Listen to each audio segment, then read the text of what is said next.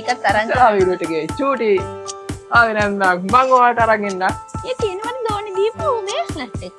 දුන්නද චූටි නේද නෑ දුන්න නැතු ඉන්න බෑ. පළවෙනි පාරේ මේ යන්නේ මේ මොකද මම දැනට මේන් යක් ගන්න පස්සේ මේන් යක්. අද මාර්තු මාසේ පළවෙනිදා 2025. ඉතින් අද චූටි බබයි මමයි කාලෙකින් මේ පොඩි ගමනක් යනවා. ඔව් පොඩි ගමනක් යනවා.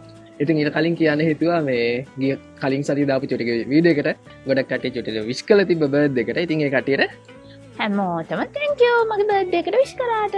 YouTube එකේ තිබ්බා, page එකට දාලා තිබ්බා, Insta TikTok හැම එකෙම දාලා තිබ්බා. ඉතින් ඔන්න චූටි දැන් ඔක්කොටම thank you කිව්ව එකපාරේ. ඔව් මේ වැඩත් එක්ක ඇත්තටම හැමෝටම මට රිප්ලයි කරන්න නම් වෙලාවක් උනේ නෑ. ඉතින් හැමෝටම thank you මට විශ් කරලා. ඉතින් චූටි මේ දවස්වල ස්ටඩීස් එක ගොඩාක් බිසි වෙලා ඉන්න එක නිසා තමයි ওই විදිහට කිව්වේ එකපාරින්. ඉතින් අද අපි මේ කොහෙද යන්නේ චූටි අතට? ඔයාලට හිස් කරන්න පුළුවන්. කොහොමද මේක thumbnail එකේ දකින්න ඕනේ? දකින්නවනේ නේ. ඉතින් අන්න ඒකට තමයි යන්නේ. අපි යන පොඩ්ඩක් බලන්න. අපි මම හිතනවා මේ ආවට පස්සේ පළවෙනි පාරේ මේ යන්නේ මේ වාහන වල ගණන් බලන්න නිව්සීලන්ත වල. ඉතින් ඒක නිසා අපි හිතුවා ඔයාලත් එක්ක යන්න අද අපිත් එක්ක මේ යන ගමනට නිව්සීලන්ත වල වාහන වල ප්‍රයිසස් මොන වගේද කියලා බලන්න. යන් එහෙනම් අපිත් එක්ක අද ගිහලා බලමු කොහොමද කියලා නේ. ඔව්.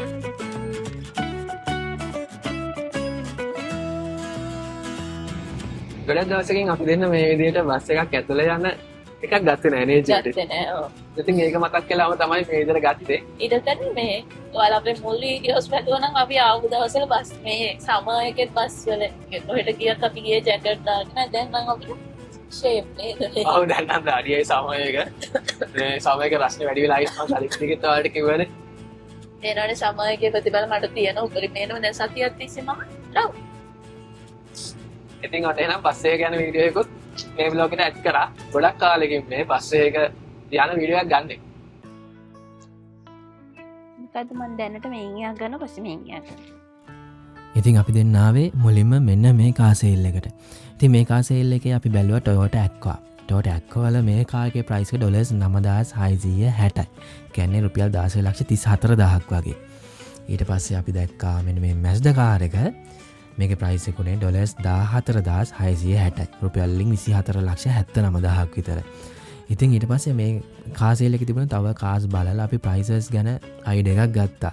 ඉතින් ඊට පස්සේ අපි හිතුවා තව කාර් සේල් එකකට ගිහිල්ලා ප්‍රයිස් බලන්න කොහොමද කියලා කම්පෙයාර් කරලා බලන්නත් ඕනනේ. ඊට පස්සේ අපි දැක්ක මෙන්න මේ එක තිබ්බ $15,990කට. ඉතින් මේ කාර් එක 8,980යි. මේ වගේ ඉතින් ගොඩාක් කාර්ස් තියෙනවා. එක එක ප්‍රයිසස් වලට ඉතින් අපි බලලා අයිඩියා එකක් ගත්තා කොහොමද මේකේ ප්‍රයිස් වෙනස් වෙන්නේ. අඩුවට හොයාගන්න කොහොමද මේ ගැන පොඩි අයිඩියා එකක් ගත්තා එදා මේ ඇවිදපු ටිකේ. හා ඉතින් ඔන්න වගේ තමයි අපි අද වාහන බලන්න ගියේ නේද චූටි? අපි දැන් මේ වාහන බලලා සමිතා අයියලා ගෙදරින් තේවි යන ගම. ඒ තියෙනවනේ දෝනි දීපු බේස්ලට් එක. දුන්නද චූටිට මම දැක්කෙත් නෑ ඒක. එයා හැදුවා එයාගේ ඉනෝවේෂන් කියලා එයා හදමු බේස්ලට් එක. මේ නිව්සීලන්ත වල ඉතින් වාහන ගණන් ලංකාවත් එක්ක කම්පෙයාර් කරලා බලුවම නම් කොහොමත් අඩුයි වගේ පේනවා. ඇත්තටම අඩුයි ඉතින්. අඩුයි කියන්නේ මොකද මේ නිව්සීලන්ත වල ටැක්ස් එක තියෙන්නේ 115යි වාහන වල. ඉතින් ඒක තමයි ඔයාලට ඒ වගේ ගණන් බලා ගන්න පුළුවන්. ඔයාලට ඉතින් අර කලින් පෙන්නපු ගණන් රුපියල් වලට කන්වර්ට් කරලා බැලුවොත් ගොඩක් අඩු ගණනක් තමයි තියෙන්නේ. මේ ඉතින් අපි දෙන්න අද ගියේ ටිකක් බලන්න කොහොමද කියලා නේ චූටි. ක්වොලිටි එක බලන්න ඕන දේවල් ඒවා ඉතින් තේරුම් ගන්න පුළුවන් බැලුවම. ඔව්. සමහර තැන්වල වොරන්ටි දෙන්නේ නැහැ. සමහර ඒවා බැලුවම පේන එච්චර හරි නැහැ කියලා ඉතින්. සමහර ඒවා කිලිටුයි. ඔව්. දැක්කම ගන්න හිතෙන්නේ නැහැ සමහර ඒවා. ඉතින් ඒ වගේ විවිධාකාරයේ ඒවා තියෙනවා. ඉතින් අපි දෙන්න කලින් ගිහිල්ලාම නැහැ. ආවට නේ. එහෙම ගියේම නැහැ. මුකුත් බලන්න ඉතින් ඒ නිසා ගිහිල්ලා බැලුවා. ඒක අපිට තේරුම් ගත්ත දැන් බලන්න අපි ලංකාවේදී බලලත් නැහැ නේ. ලංකාවේ දැන් බලලා නැහැ. මේ ලංකාවේදී වාහනේ ගෙනලා නගින්න කියනකම් මම දන්නේ නැහැ. මේ ඉතින් ඔහොම තමයි නිව්සීලන්ත වල වාහනවල ගණන් ඉතින් අපි අද වීඩියෝ එකෙන් ඔයාලට පෙන්නුවේ ඒක.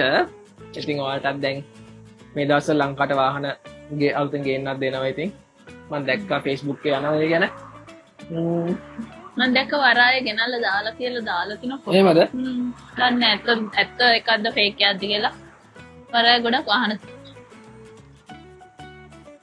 එහෙනම් අපි දෙන්න කාලෙකින් ඔන්න අද vlog එකක් අරන් ආවා මේ විදියට. මාරම රස්නේ. රස්නේ කියන එකේ උපරිම අද වෙදර් කියද මන් දන්නේ පිච්චෙනවා එළියේ. වැඩි දවසක් කොහොම කියන්න වෙන්නේ නැහැ. මොකද අද මාර්තු 1 වෙනිදා මේ Google එකේ තියෙන මාර්තු 20 ඉඳන් ෆෝල් එක කියලා ටිකට් එක සීතල වෙන ගනි. ඊට පස්සේ චූටි කියාවි අද ඉතින් එළියේ මේ 24යිලු පාෂ 25ටලු දැනෙන්නේ මන්ද වඩ. අද මාරම සීතලයි කියලා දවස් වැඩි දුරක නෙමෙයි ළඟ ළඟ වෙනවා.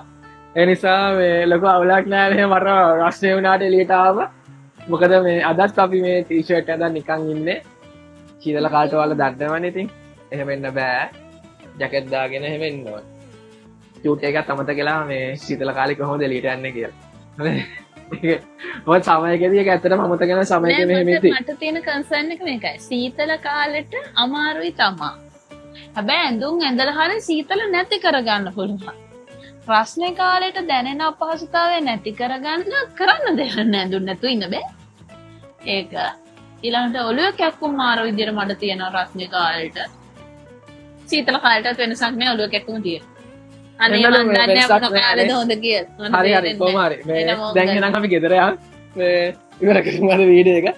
අද වීඩියෝ එකෙන් ඉතින් අපි ඔය වගේ දෙයක් තමයි ඔයාලට අරන් ආවේ. එහෙනම් ලබන සතියේ තවත් අලුත් වීඩියෝ එකකින් හම්බ වෙනකන් අපි ගිහින් එන්න.